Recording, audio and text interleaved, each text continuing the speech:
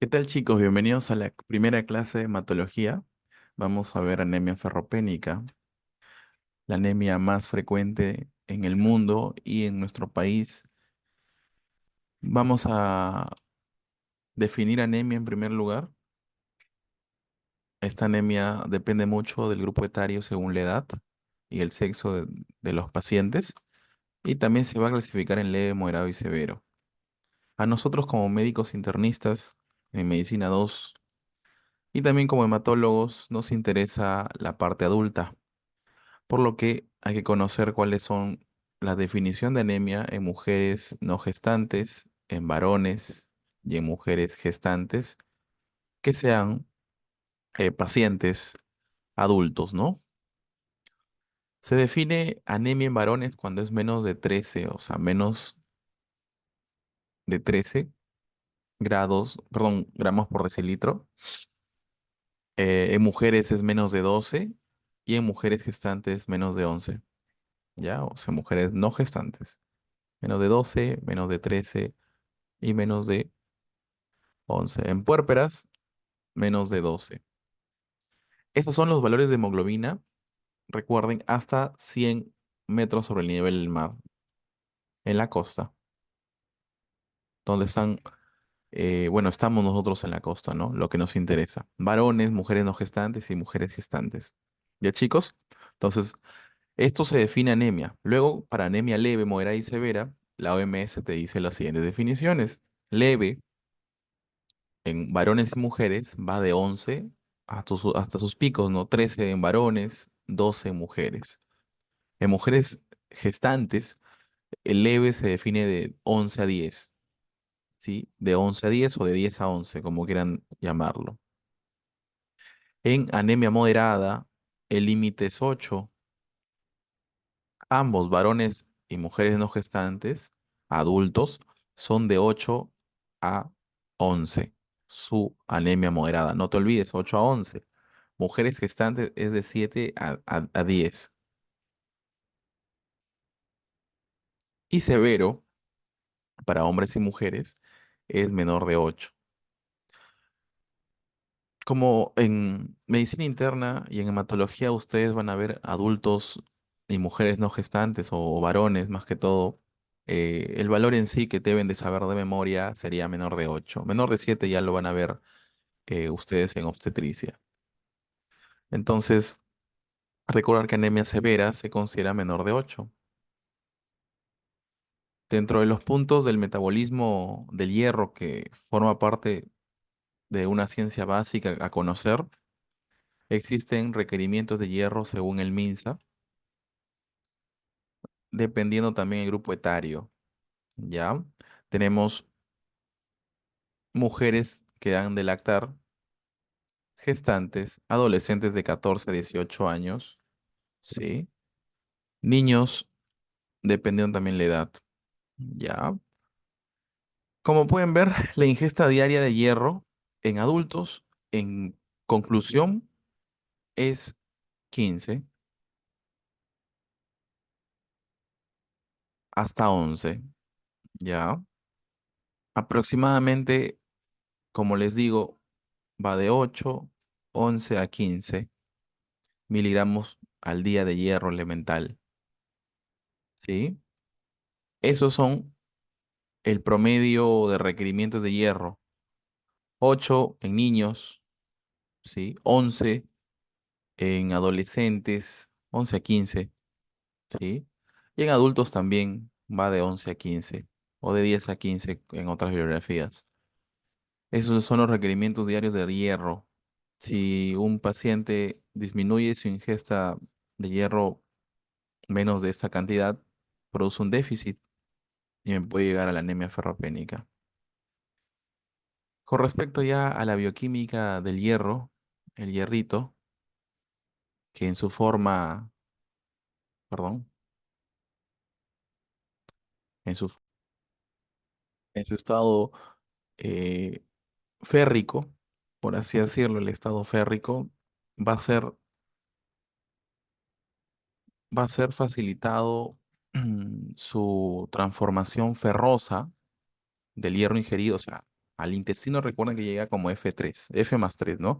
O sea, su estado de oxidación es férrico, ¿ok? ¿Cómo lo transformo de férrico con el ácido clorhídrico? Por lo que el ácido clorhídrico tiene importancia en en la absorción posterior de hierro, ¿ya chicos?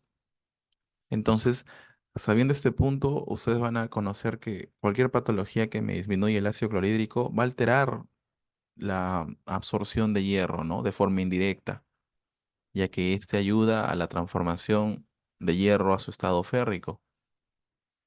Así el hierro férrico se va a absorber con mayor facilidad. Este hierro férrico se va a transformar en un F más 2 según la química que se conoce como un estado ferroso, ¿sí? Como un estado ferroso. El estado ferroso, ya, el hierro en su estado ferroso, vamos a tener que este ion ferroso, ¿sí? Se puede absorber mediante la DMT1, que es una proteína de absorción de hierro que se encuentra en las microbiosidades de los enterocitos de los tubos digestivos, principalmente, ya chicos, se absorbe en el duodeno y en el yeyuno, ¿sí? Duodeno, yeyuno. Esas son las dos zonas en donde se absorbe el hierro, ¿ya? Donde existen estas proteínas, ¿ok?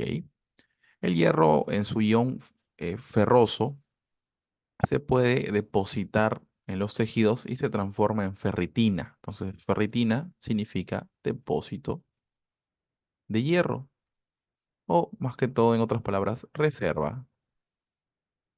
¿Sí? Existen reservas de hierro en forma de ferritina, ¿ya? En el enterocito tenemos una forma, ¿no? En muchos tejidos que metabolizan hierro tienen sus depósitos o reservas denominados ferritina. Luego, este ion ferroso, gracias a la ferroportina, va a atravesar, va a hacer un transporte transmembranal mediante esa proteína hacia la sangre, ¿sí? Hacia la sangre. En la sangre, chicos, el estado del ion ferroso, ya, el estado del ion ferroso, se va a cambiar a un ion férrico, ¿sí? A un estado férrico, ya. Ahí lo tienen, F más 3 en la química. Este ion férrico va a ser posible unir a la transferrina, ¿sí? La transferrina es una proteína, acuérdense, de transporte, ¿ya? ¿Qué transporta? Transporta el hierro, ¿sí?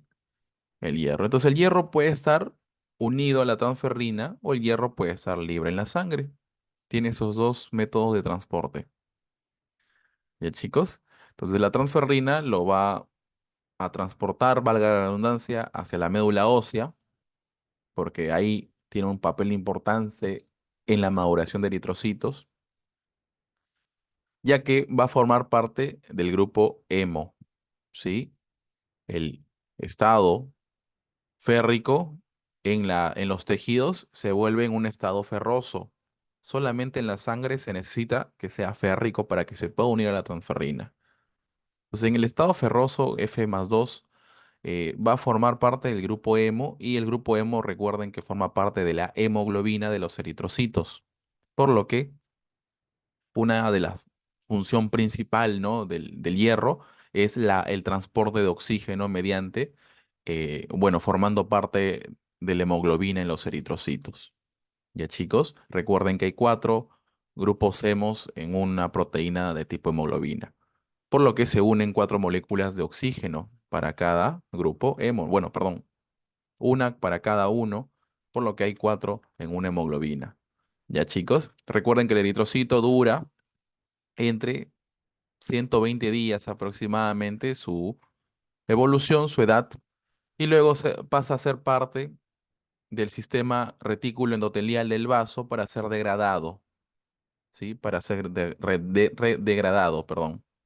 Entonces, la hemoglobina se transforma en bilirrubina, ¿sí? Perdón, la hemoglobina la separan en grupo hemo y globina. La globina vuelve otra vez a la médula para que forme parte otra vez de la hemoglobina. El grupo hemo, ¿sí? El grupo hemo se queda en el vaso y una parte es depositado como ferritina y otra parte es metabolizado como bilirrubina. Ya, recordar, metabolizado como bilirrubina. Todo sucede en el vaso. ¿Qué más? Nuestro hierro, aparte del sistema de tener una función importante a nivel hematológico, como hemos mencionado, también tiene una función importante en el citocromo de las mitocondrias, de los hepatocitos, por lo que en el hígado el hierro tiene también depósitos, ¿ya? En el hígado también tiene depósitos el hierro, por lo que forma parte de un sistema o es un cofactor de las enzimas mitocondriales de tipo citocromo P450 que están en los hepatocitos, ¿ya? Más que todo es eso, chicos, ¿ok? Recuerden, el grupo hemo, habíamos estado, antes para terminar con ese texto, ¿no? Del grupo hemo, cuando se fagocitan los eritrocitos viejos que cumplen más de 120 días, un 20% forman bilirrubina y un 80%, ¿sí? Pasa a ser ferritina o pasa otra vez a ser libre y unirse a la transferrina para ser reutilizado, ¿ok? Entonces recordar, existen depósitos en forma de ferritina, el transporte es por medio de la transferrina, ¿sí? Función en la hemoglobina, por lo que se necesita que lo lleven a la médula ósea y se deposita también ahí. Y también función en el hígado porque forma parte del citocromo P450. Dentro de las etiologías en relación a a sus mecanismos fisiopatológicos, los podemos dividir en cuatro mecanismos de que me den anemia o déficit de hierro. Uno, el aumento de las pérdidas de hierro mediante hemorragias crónicas. ¿Qué más? El aumento de la demanda de hierro, disminución del aporte de hierro y disminución de la absorción de hierro. Esos son los cuatro mecanismos que tenemos para poder clasificar nuestras patologías según su fisiopatología. ¿Ya? Entonces también acá colocamos, según nuestro libro también base, que es el Farreras, los grupos etarios, según la edad. Eso me ayuda mucho que un paciente que tiene más de 50 años y tiene anemia ferropénica ya vaya sospechando que puede ser esta causa según su edad, ¿sí? Entonces, empezamos con uno fácil. Pacientes mayores de 50 años, no te olvides que se le descubre anemia ferropénica. Ya, vamos a ver ya cómo es el diagnóstico, pero se le descubre. Hay que sospechar de neoplasias gastrointestinales que me den hemorragia digestiva crónica en forma de pérdidas crónicas de sangre, ¿no? Como el cáncer de estómago o el cáncer de colon. Ya, punto muy importante, chicos. Clínicamente se va a asociar también, si estos cánceres están avanzados, el colon con obstrucción intestinal. Paciente con anemia ferropénica mayor de 50 con clínica de obstrucción intestinal, sospecha de cáncer de colon. En cambio, un paciente con cáncer de estómago sospecha cuando tiene, aparte de anemia ferropénica, hemorragia digestiva alta, ¿ya? Hemorragia digestiva alta, o sea, con melena, ¿sí? Recuerden, melena. Y también dispepsia, ¿ok? Dispepsia, que es un síntoma de dolor urente, ¿no? Orgánico, obviamente, que a causa del cáncer de estómago. A su vez, cuando es avanzado, recuerden los síntomas constitucionales de cáncer, pérdida de peso, anorexia, ¿sí? Y astenia. Ya chicos, síntomas constitucionales de cáncer. Entonces, con estos puntos, tú ya vas viendo, ok, clínicamente ya tengo el diagnóstico posible de cáncer de estómago o colon. ¿Qué tengo que hacer? Una endoscopía, sea colonoscopía o sea gastroduodenoscopía. Ya chicos, ¿qué más? Otro más fácil. En toda mujer de edad fértil que tiene anemia ferropénica, vamos a tener la siguiente causa. El sangrado uterino normal en las mujeres fértiles es la causa más común en mujeres de esa edad con anemia ferropénica. Este sangrado uterino normal, ustedes lo van a ver como tema en ginecología. Por lo que cito, mediante unas siglas, las causas más frecuentes, bueno, las causas en sí del sangrado uterino normal. Tenemos pólipos, adenomiosis, lemioma o miomatosis o mioma uterino, que es la causa más frecuente, ¿ya? En una paciente, más que todo, acá hago un dato omiso. En una paciente con edad fértil, es raro que tenga cáncer endometrial, ¿ya? Es raro. Por lo que en una paciente mayor de 50 años, mujer, hay que sospechar de cáncer endometrial. Dentro de las coagulopatías, enfermedades que vamos a ver en la segunda unidad de este curso, que es hematología, que un ejemplo es von Willebrand. Dentro de los trastornos ovulatorios, una de las causas también más comunes en pacientes de edad fértil son el síndrome ovario poliquístico, que se asocia también con sangrado uterino normal y anemia ferropenia como complicación. Y los anticonceptivos.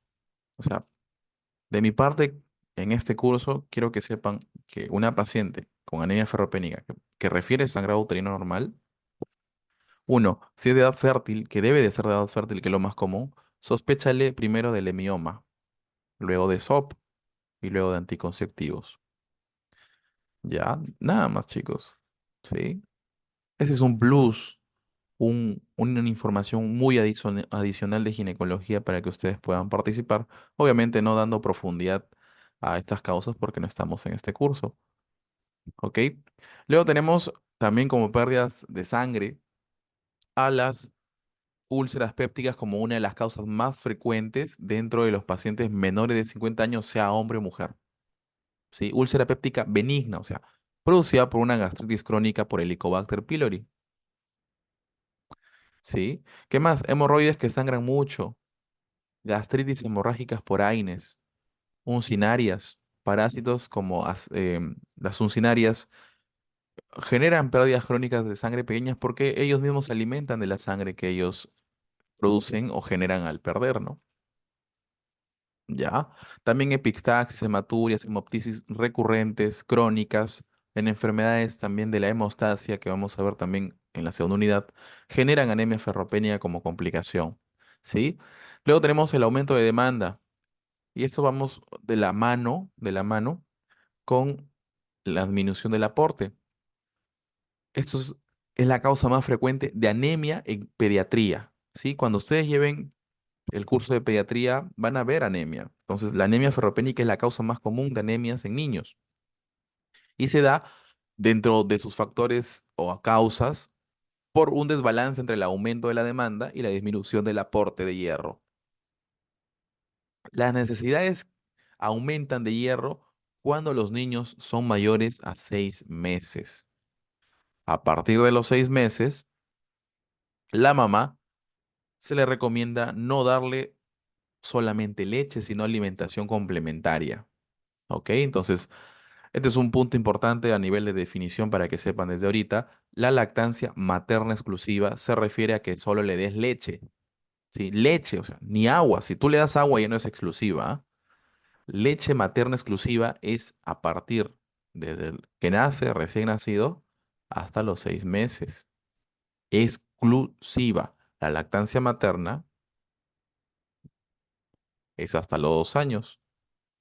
Recomendado, ¿no? Pero exclusiva hasta los 6 meses. A partir de los 6 meses tienes que darle alimentación complementaria, o sea, alimentos en papillas, ¿no? Carnes, etcétera, ¿ok? Porque ya aumenta su necesidad calórica y aumenta sus necesidades de vitaminas, minerales y macromoléculas. Pero existen situaciones en donde el niñito no se acostumbra al nuevo aporte de alimentación complementaria y la mamá, para no complicarse, le sigue dando leche. A pesar que tiene un año de edad, sigue tomando leche. Entonces los niños literal llegan pálidos, llegan color papel blanco, ¿ya? Llegan así, de ese color. Yo he visto como experiencia varios niños que llegaban color leche.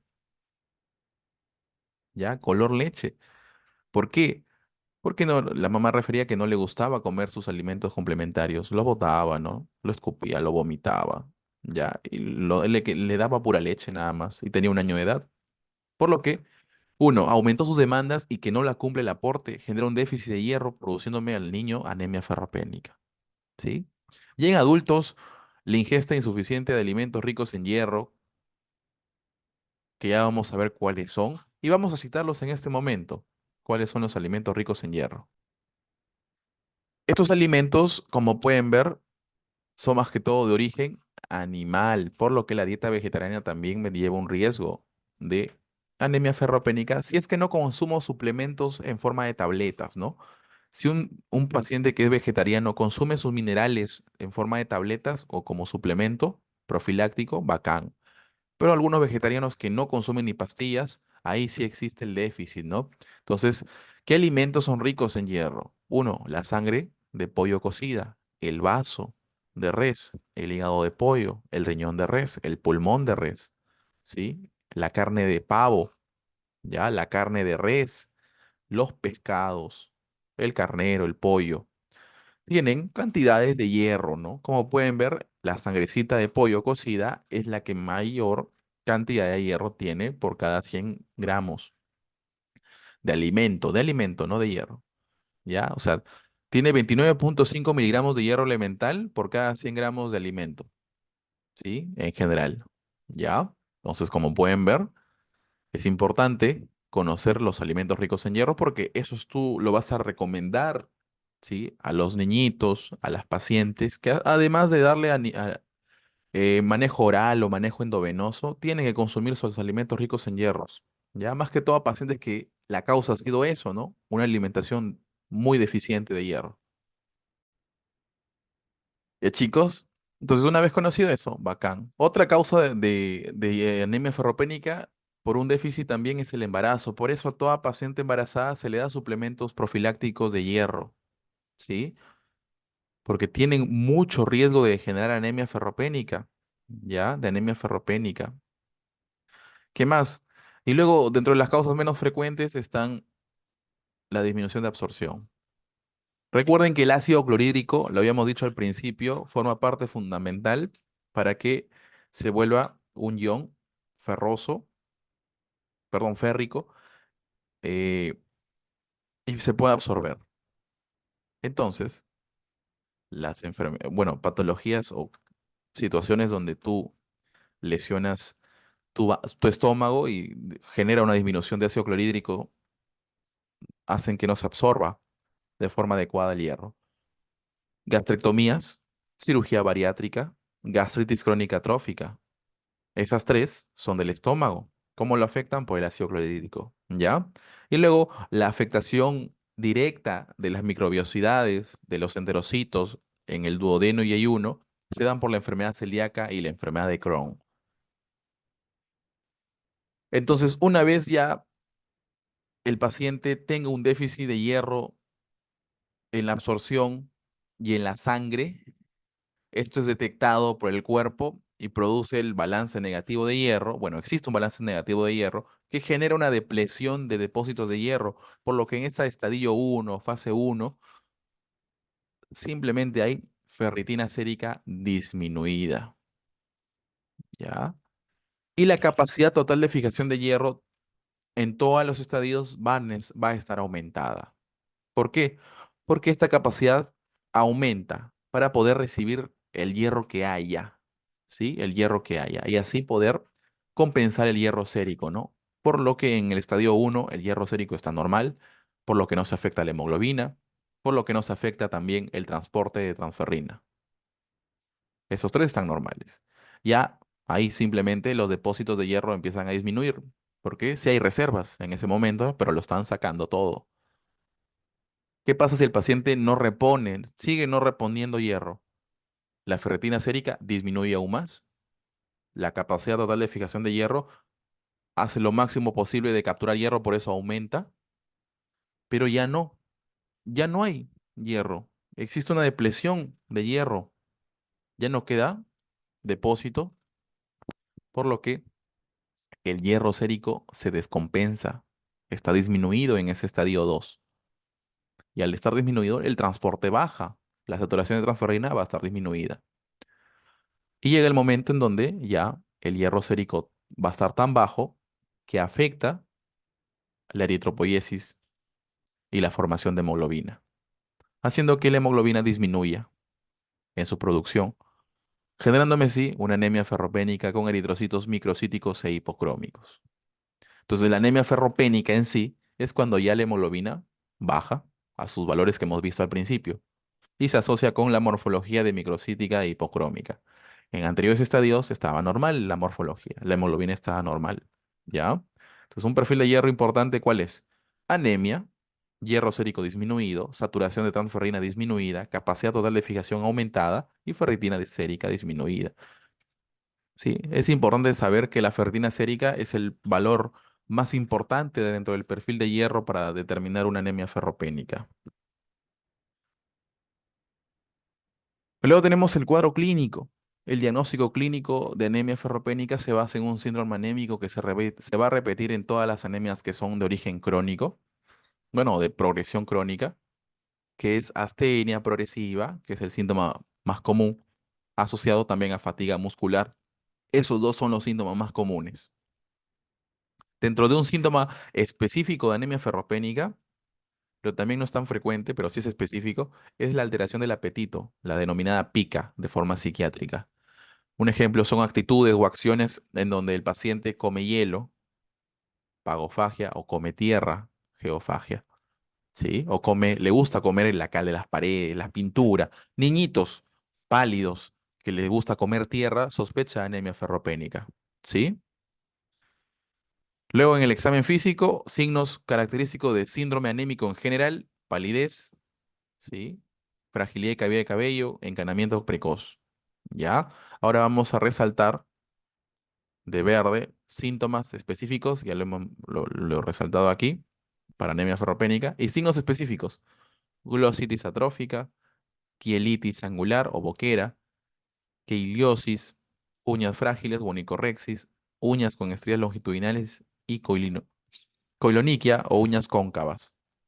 Acá tenemos imágenes que nos manifiestan estos signos característicos de anemia ferropénica, pero tampoco son frecuentes, son para anemias ferropénicas severas y crónicas, ¿ya? Que tenemos glositis atrófica, una lengua edematosa, inflamada, con eritema y con la pérdida de las papilas que lo hace una superficie lisa, una lengua con superficie lisa, glositis atrófica. La quilitis angular son lesiones, como pueden ver, en la parte angular de los labios. ¿Ya? Y la queiliosis son fisuras en el epitelio de los labios. Se asocia mucho con la queiliosis. La coiloniquia es unas uñas, como pueden ver, cóncavas. La onicorexis, uñas que se rompen fácilmente. Y las estrías longitudinales. ¿Sí? Son signos característicos de anemia ferropénica, pero no son tan frecuentes, son raros.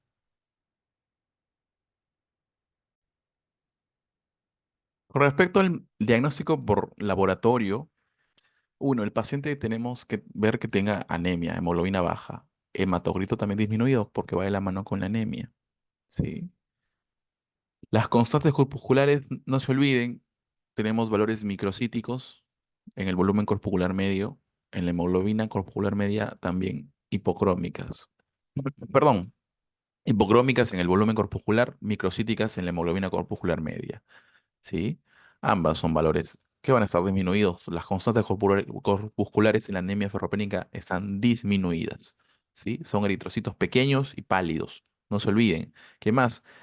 Los reticulocitos corregidos y con su índice de producción va a estar menores de 2,5. O sea, es una anemia, como pueden ver, microcítica, hipocrómica, arregenerativa. Arregenerativa, ¿sí? Y la mayoría de arregenerativas son de origen medular, de origen central.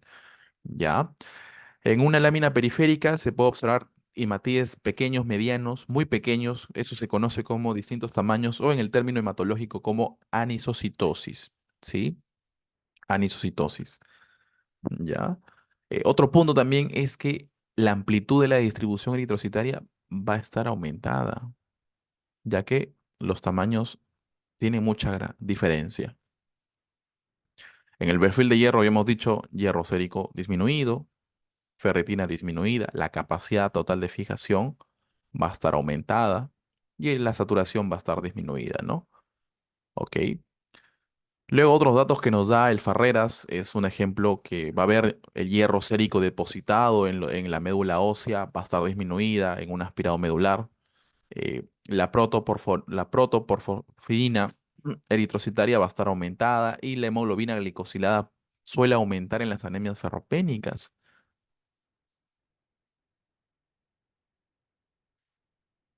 Acá tenemos un cuadro de algoritmo diagnóstico. Sí. Cuando yo diagnostico una anemia ferropénica, ya en un paciente también que es mayor de 50 años o que tiene un antecedente de enfermedades gastrointestinales o tiene síntomas gastrointestinales, como pueden observar, hay que realizar una endoscopía como diagnóstico etiológico, ¿no? Para determinar si es que tiene un ejemplo, cáncer de colon, cáncer de estómago, eh, úlcera péptica, gastropatía erosiva, etcétera. ¿Sí? También para determinar la etiología podemos utilizar test no invasivos como para determinar enfermedad celíaca, anticuerpos de serología celiática. También podemos determinar una gastritis atrófica por anticuerpos anticélulas parietales cuando es gastritis atrófica autoinmunitaria, ¿no? Que también disminuye el ácido clorhídrico. El Helicobacter pylori se puede utilizar mediante técnicas no invasivas como heces, pero ya saben, en el diagnóstico de Helicobacter pylori hay diagnóstico más que todo endoscópico con biopsia, ¿no? Es el mejor, ¿ya? Y también la prueba de sangre oculta en heces, ¿sí? La prueba de sangre oculta en heces, ¿ya? Si sale positivo, si es que tú realizas primero esto y sale positivo, se recomendaría hacer una colonoscopía o una esófago gastroduodenoscopía, o sea, una endoscopía alta, ¿no? Si la paciente tiene sangrado uterino anormal, se refiere a ginecología y obstetricia. ¿Ya? A su vez, ya de haber hecho el diagnóstico etiológico, tú como hematólogo médico internista le haces el manejo o el reemplazo de hierro. ¿Sí? Se comienza en un primer punto como hierro oral, ya por unas 4 o 8 semanas según la guía. Si hay una respuesta apropiada, se sigue hasta los 6 meses. Hasta los 6 meses. Si a pesar del mes, o los 2 meses, o 4 o 8 semanas, el paciente no responde con el hierro oral, o tiene algunas indicaciones también para hierro endovenoso, hay que considerarlo e indicarlo. ¿Ya? Y hemos visto estos alimentos. Siempre importante, como médicos en la cultura de la prevención, decir que estos alimentos son ricos en hierro, comerlos en ayunas, adyacentes a un jugo cítrico rico en vitamina C, y evitar, cuando consumes estas fuentes de hierro, evitar eh, el café, el té, las yemas de huevo, los antiácidos, los antibióticos como tetraciclinas, ya, más que todo eso. Entonces, con respecto a la terapia de hierro oral, tenemos eh, dos preparados orales de hierro muy conocidos, que es el sulfato ferroso y el hierro polisacárido o polimaltosado, ambos en tableta, en su forma de vía oral. La concentración de sulfato ferroso en el Perú es de 300 miligramos, la concentración en general de toda la pastilla, pero contienen solamente un 20% de hierro elemental, el sulfato ferroso, o sea, 60 miligramos de hierro elemental. Contiene una tabletita de sulfato ferroso. En cambio, el hierro polimaltosado, la tableta contiene el 100% de hierro elemental, 100 miligramos de hierro elemental con 100 miligramos de concentración general. Ok, entonces ahí vemos una ventaja. La dosis, según la bibliografía actual, para poder reponer esa anemia ferropénica, reposicionar hierro, mejor dicho, reponer hierro, es entre 100 a 200 miligramos de hierro elemental. ¿Sí? En el Perú, el sulfato de ferroso se sugiere que sea 120 miligramos de hierro elemental al día. ¿Ya? Está dentro del rango de 100 a 200 al día. Y el hierro polimaltosado se recomienda utilizar la dosis máxima de hierro elemental, o sea, 200 miligramos de hierro elemental. ¿Ya? Entonces, a estos pacientes se utiliza mucho el sulfato ferroso cada 12 horas, una tabletita. Así completa los 120 miligramos de hierro elemental, porque 60 por 2, 120. ¿Sí? En cambio, el hierro polimaltosado se utiliza cada 24 horas, dos tabletas juntas. ¿Ok? Otra ventaja, por así decirlo, una comparación del hierro polimaltosado con el sulfato ferroso son los efectos adversos o colaterales. Eso genera, en general, en ambos preparados orales de hierro, una falta de adherencia del 50% de pacientes según la bibliografía. Porque estos preparados tienen muchos efectos secundarios. Como un ejemplo, los pacientes más que todo, sus efectos secundarios se basan en que no son tolerantes de forma digestiva. Al tomar estas pastillas, le producen diarreas, constipaciones, náuseas, dolor abdominal, ¿ok? Entonces, a veces se recomienda utilizar que el hierro no lo consume en ayunas, porque el sulfato de hierro, perdón, el hierro oral, se recomienda como las comidas que hemos dicho, ¿no? Comerlo en ayunas, bueno, tomarlo en ayunas, ¿sí? Pero al tomarlo en ayunas tienes esos efectos secundarios. Si el paciente lo tolera, bacán, continúa, se adhiere. Pero muchos pacientes no lo completan. Ya, eso es una indicación de hierro endovenoso. ¿Ok? También es un punto importante saber cuándo no administrar hierro oral, cuando un paciente tiene úlcera péptica activa. ¿Sí? Entonces, si tú tienes un paciente que tiene anemia ferropénica, que tiene síntomas de úlcera péptica y la endoscopía sale úlcera péptica activa, no le des hierro oral. Pero tiene anemia ferropénica, doctor. Dale otra indicación. ¿Cuál sería? Hierro endovenoso. ¿Ya? ¿Qué más? La enfermedad inflamatoria intestinal. También está contraindicado utilizar terapia con hierro oral. La duración de la terapia con hierro oral, si es que se cumple, recuerden, si es que responde de forma adecuada o no tiene tolerancia digestiva a este manejo de ferroterapia oral, es durante 4 a 8 semanas. Si cumple eso, la duración va a ser 6 meses, ¿no? Acá en el MINSA, en el Perú, es 6 meses. ¿Ya? Los controles son al mes, a los 3 y a los 6 meses. ¿De chicos?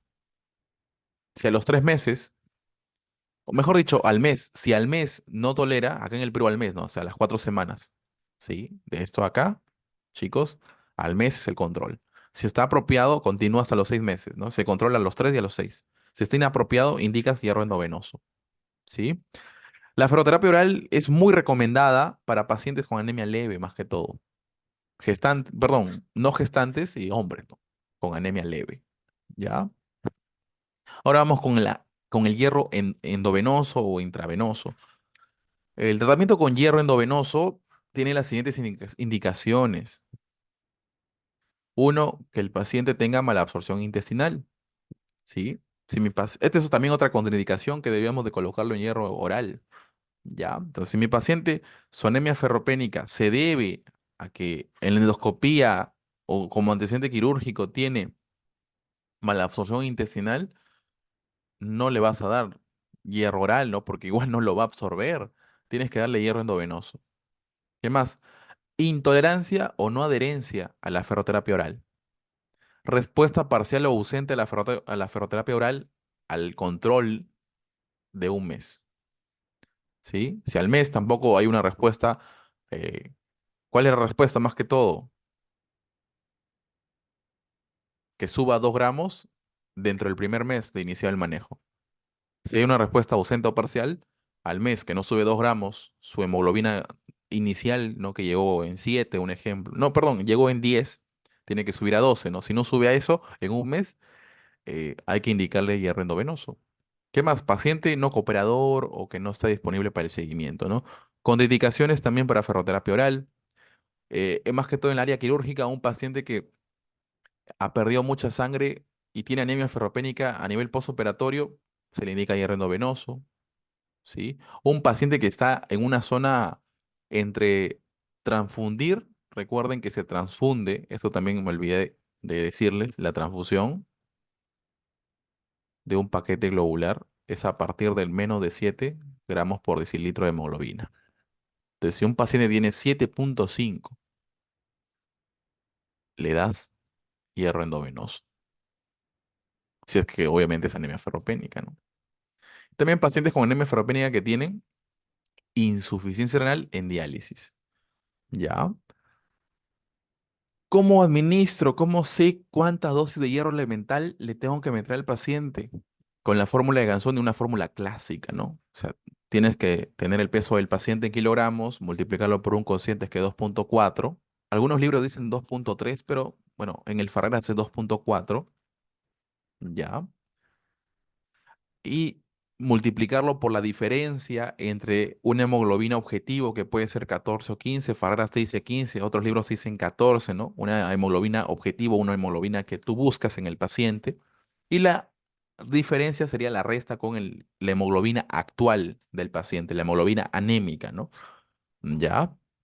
Entonces, esa resta lo voy a multiplicar por el 2,4 y por el peso corporal. Todo ese total, ¿sí? Todo esto le voy a sumar 500 o 1000 de hierro, dependiendo también la situación y dependiendo del médico, ¿no? Ya, chicos. Entonces, me sale ahí un total que varía y la bibliografía tiene algunas recomendaciones, ¿no? Sugerencias de cambiar, por lo que actualmente utilizamos este esquema más simple de dosis de hierro elemental, según el grado de anemia. Ya también obviamente formulados con la fórmula de Ganzoni, valga la redundancia, pero en muchos pacientes sí se logró un promedio, ¿sí? Se logró un promedio. Dentro de los preparados intravenosos de hierro tenemos la carboximaltosa férrica, el hierro sacarato o sacarosa de hierro o sucrosa también llamada, y el gluconato férrico sódico, ¿sí? Ahí están las dosis por sesión, como pueden observar. Y luego tenemos las dosis generales de hierro elemental. Ya, chicos, las dosis generales de hierro elemental. 1.000 miligramos de hierro elemental en el leve, 1.500 en el moderado y 2.000 en el severo si es que pesa menos de 70. Si pesa más de 70, cambia, no varía. ¿Ya? Entonces, un ejemplo, chicos, un ejemplo. Si mi paciente tiene una anemia moderada, ¿ya? Y pesa 90 kilos, le recomendaría administrar 200 miligramos de hierro elemental, ¿sí? Entonces, yo, dependiendo de la disponibilidad de los preparados intravenosos, voy a dividir 2.000, un ejemplo, entre el hierro sacarato, ¿no? Entre 200, ¿ya? Entre 200. ¿Ok? Entonces, yo al dividir 2.000, un ejemplo, también vamos a dividirlo con otro, ¿ya? Entre 200 me sale 10, voy a anotarlo acá más rápido, 10. Ahora 2.000 con la carboximaltosa férrica,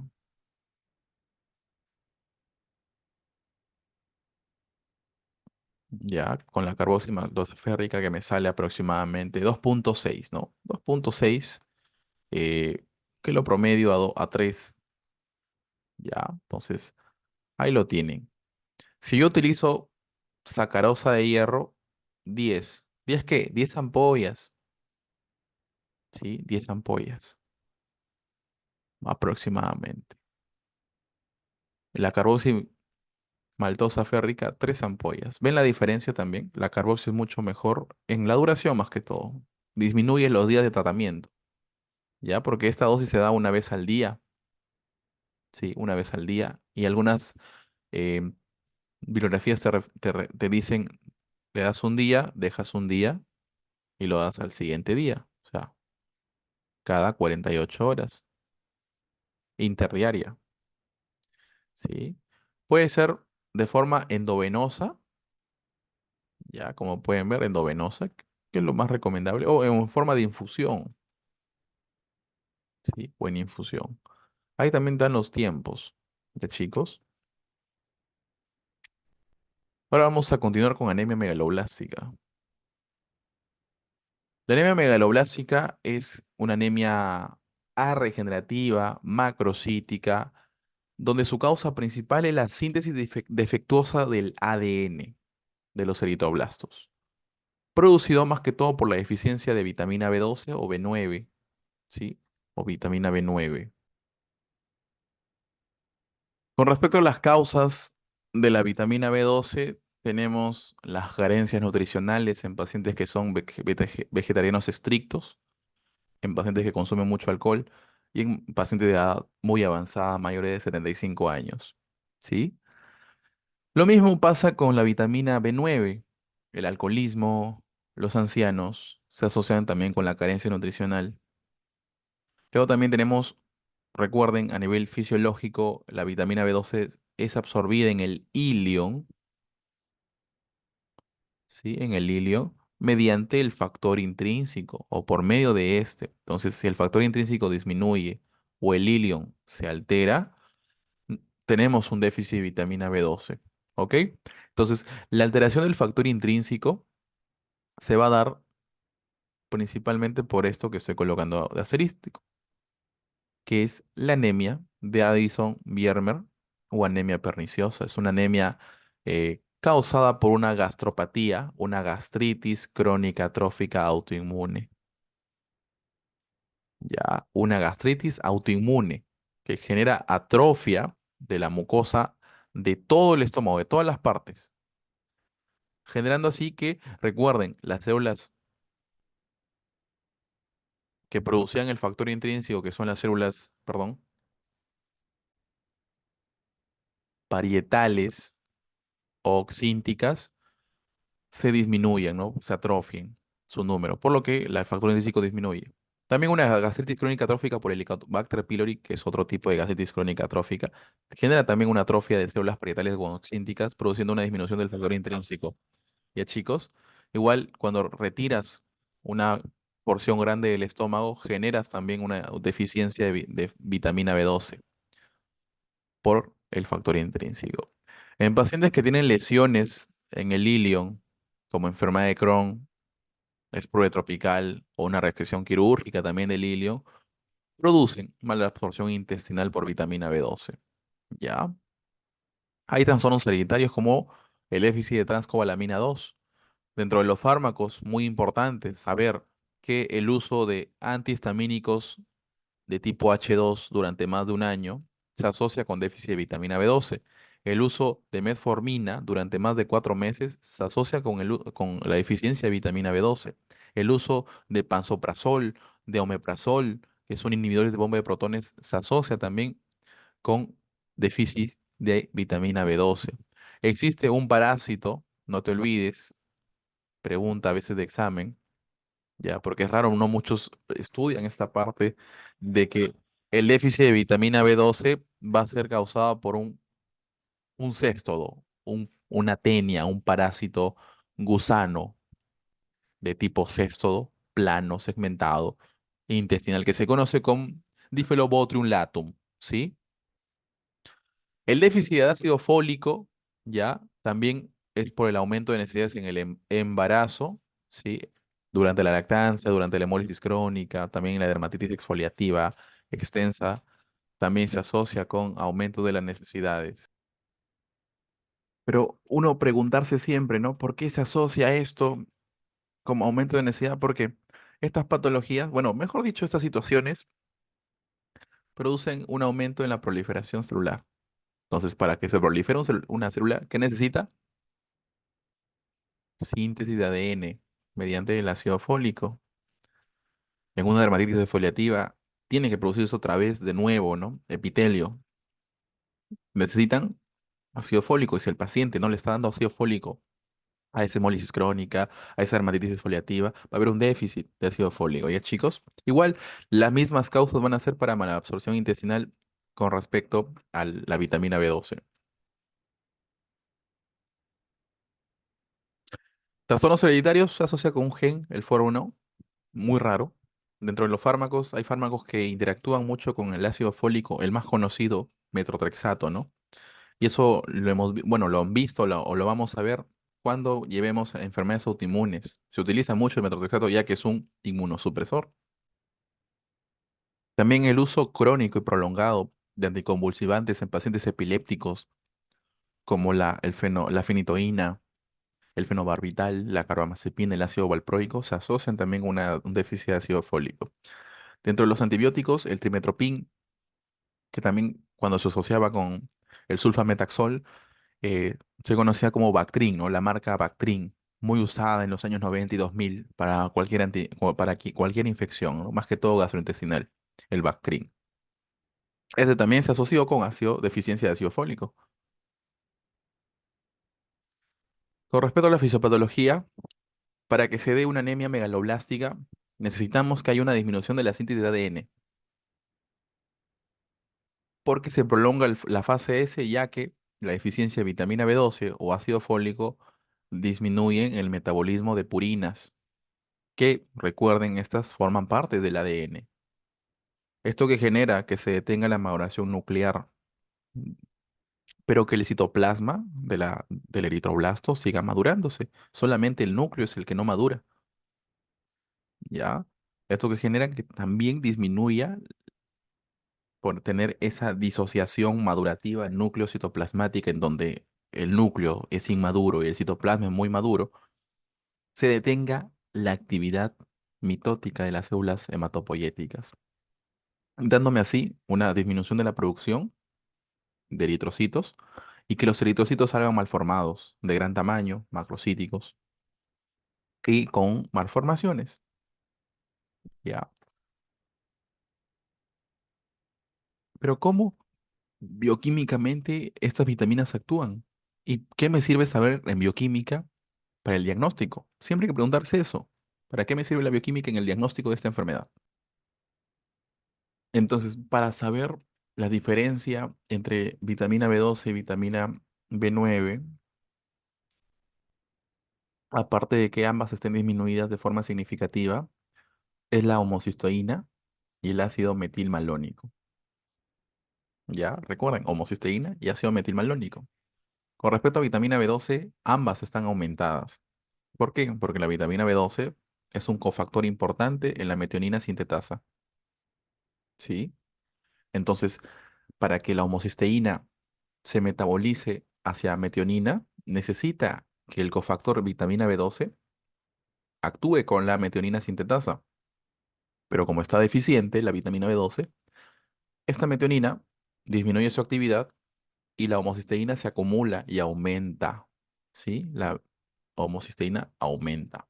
¿Ya? Es la causa fisiopatológica, el por qué la homocisteína está aumentada.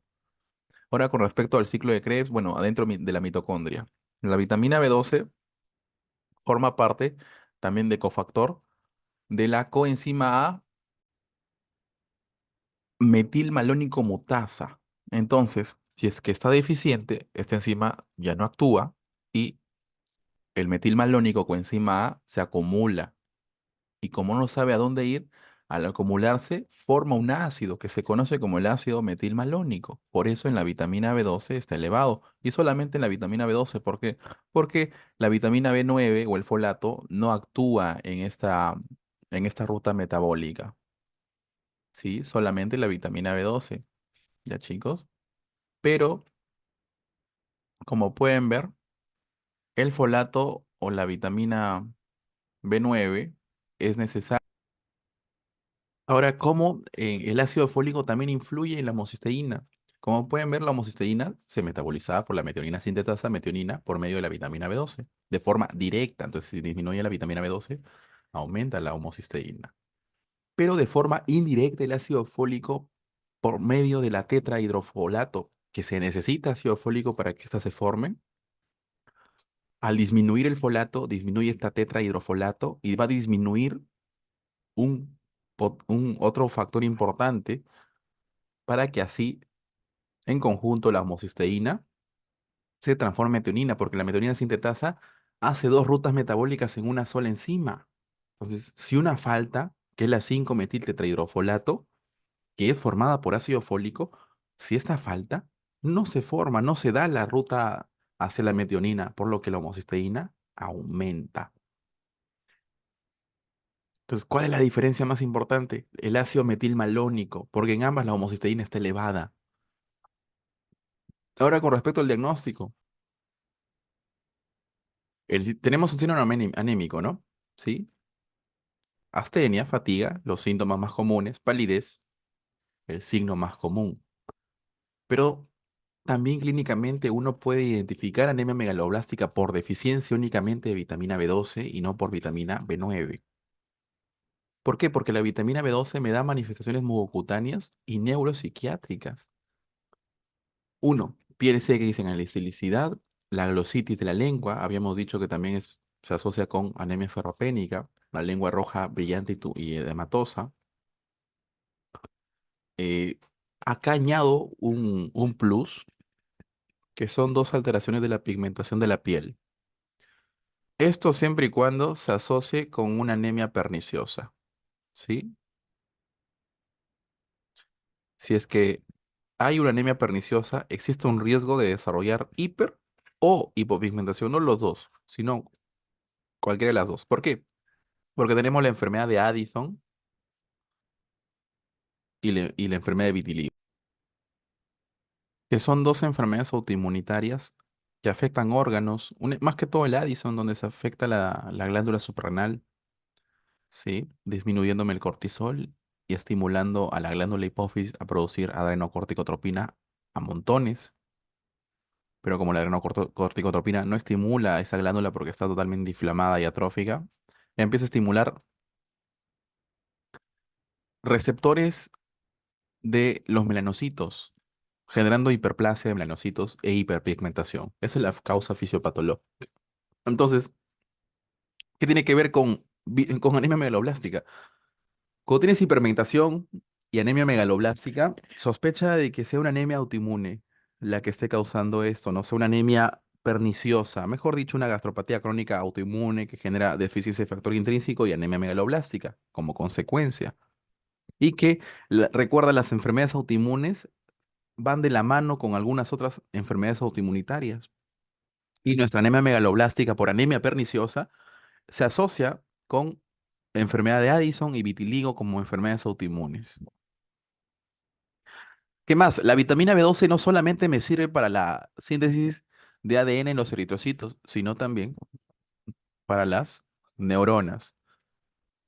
Entonces va a existir una desmielinización a nivel de las neuronas en sus axones. A nivel neuropsiquiátrico, recuerden que habíamos comentado que se asocia con desmielinización, la deficiencia de vitamina B12. Entonces el paciente tiene trastornos psiquiátricos como deterioro cognitivo, irritabilidad, o trastornos neuronales como deterioro olfativo, parestesias o adormecimientos, trastorno de la marcha, Babinski positivo, a veces arreflexia, a veces reflejo rotuliano exagerado. Tiene un mix de neuropatía periférica con lesiones centrales. ¿Ya? Eso de ahí, con una anemia megaloblástica y clínica neurológica, sospecha, ¿sí? Sí o sí de déficit de vitamina B12 cuando le hace un caso clínico. ¿Ya? A nivel hematológico, anemia con hemoglobina y hematocrito disminuida, macrocítica, A regenerativa con un IPR, un índice de producción de reticulocitos menor de 2,5. En la lámina periférica vamos a ver macrocitosis, vamos a ver neutrófilos hipersegmentados, no te olvides ese punto. Entonces, ¿cómo clasifico, no, un diagnóstico de déficit de vitamina B12 o ácido fólico? Tú tienes un paciente con clínica de anemia, ¿sí? Síntomas y signos clásicos de anemia. Le sacas un hemograma completo, sale anemia y sale macrocítica y reticulocitos muy bajos. Y además en la lámina periférica, macrocítica con neutrófilos hipersegmentados. Entonces tú sospechas de anemia megaloblástica, nada más. Ahora vas a ver la causa, si es por vitamina B12 o ácido fólico. Vas a determinar solicitando ácido fólico sérico y cobalamina o vitamina B12 sérica. Si la vitamina B12 es menor de 200, sí o sí es un déficit absoluto de vitamina B12. Si es menor de 3 microgramos de litro el folato, también es un déficit de ácido fólico. Pero en cambio, si tienes un mix o ambos están disminuidos o no cruzan esos puntos de corte que hemos mencionado, puedes utilizar y te recomiendan las guías la homocisteína sérica y el ácido metilmelanónico sérico. Recordad que si yo tengo el ácido metilmalónico elevado, sí o sí va a ser déficit de vitamina B12. Con eso basta. Ahora vamos con otro algoritmo, ¿sí? Una vez determinado el nivel de vitamina B12, si es muy bajo, menos de, bueno, acá el punto de corte es 150, en otros es 200, ¿ya? Pero si tienes medio bajo, ¿no? O normal, en el intermedio, en el límite intermedio, ¿qué hacíamos, chicos? Determinábamos homocisteína sérica, cuando tienes un nivel intermedio, entre 400 a 200 en otras palabras, porque lo normal es mayor de 400. Entonces, tú lo que haces es obtener ácido metilmalónico y homocisteína. Si está baja el ácido metilmalónico, no es deficiencia de vitamina B12. Si está alto, es deficiencia de vitamina B12, pero ahora vamos a determinar una causa muy común, que es la anemia perniciosa. ¿Sí? ¿Cómo determino la anemia perniciosa? Con dos puntos importantes. Más que todo, los anticuerpos autoinmunes, porque recuerden que es una enfermedad autoinmunitaria. ¿Qué anticuerpos? Contra el factor intrínseco y contra las células parietales. Esos dos son sus dos factores importantes en el diagnóstico reumatológico de esta enfermedad. Si salen positivos, es una anemia perniciosa. Si sale negativo, porque puede que salga negativo, no el 100% de las anemias perniciosas va a salir anticuerpos positivos, eh, hay que seguir sospechando, ¿no? ¿Ya? Y entonces lo que vamos a hacer es obtener gastrina, nivel de gastrina sérica. Si está alta, sospechamos de anemia perniciosa. Si está baja, es déficit de vitamina B12, pero no es anemia perniciosa y hay que buscar otras causas, ¿sí? También un diagnóstico diferencial importante son los, las anemias microcíticas, pero que no sean megaloblásticas, las anemias pseudomacrocíticas, bueno, perdón dicho, anemias no, las pseudomacrocitosis que se ven en las láminas periféricas con hemoglobina normal, ¿sí? Y las megaloblastosis que no tienen nada que ver con el volumen corporal medio, que sea macrocítico o no. Entonces, macrocitosis no megaloblástica es esto, yo recomiendo que sepa muy bien, ¿ya? El alcoholismo, la hepatopatía crónica, el hipotiroidismo y el tabaquismo son las cuatro enfermedades que más preguntan con respecto a una anemia macrocítica que no sea megaloblástica. El manejo de anemia megaloblástica depende mucho del déficit vitamina B12 o ácido fólico, ¿ya? La cobalamina, si es que tengo un mix, si ambas están con déficit, acuérdate, si ambas están con déficit, empiezo manejando vitamina B12. Al terminar, comienzo ya con el ácido fólico. No iniciamos manejos a la vez. Siempre primero vitamina B12. Ahora vamos por separado. Si yo tengo un déficit de vitamina B12 aislado, según las guías, puedo administrar 100 microgramos por vía subcutánea o intramuscular una vez a la semana durante un mes, o sea, 4 dosis, seguida de luego una vez al mes. Otra guía te dice que puede ser por vía endovenosa, siempre y cuando es por vía endovenosa, cuando pacientes tienen malabsorción intestinal, obviamente no le vas a dar vitamina B12 vía oral, ¿ya? O cuando tengan anemia perniciosa, ¿sí? Cuando tienen anemia perniciosa también es administración por vía endovenosa, la vitamina B12. Sí, ya chicos.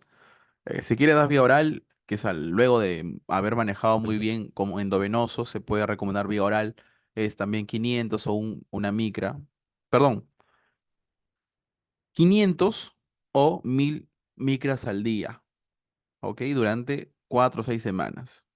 Al día, luego ya de cumplido eso es una vez a la semana. Recuerden que los pacientes que tienen déficit congénitos, hemos visto trastornos hereditarios congénitos, ¿no? Ellos deben de tomar toda su vida vía oral. El ácido fólico es simplemente por vía. Oral, la mayoría de veces es lo recomendable, de 1 a 5 miligramos al día. Otros libros te dicen de 5 a 10, pero con básicamente 5 o 1 puedes manejar tu déficit de ácido fólico al día. Una vez lo tomas y durante 3 a 4 meses. Continuando con anemia posthemorrágica aguda, vamos a tener estas anemias, como bien dice su nombre, pues, van a salir tras una anemia, perdón, tras una hemorragia aguda. Entonces, dentro de las etiologías importantes, en general, son identificar traumas, identificar alguna cirugía que haya perdido mucha sangre el paciente, alguna hemorragia del tubo digestivo, hemorragias de órganos, de otros órganos como puede ser ginecorragia, hemoptisis, hemotórax, hemoperitoneo, etcétera.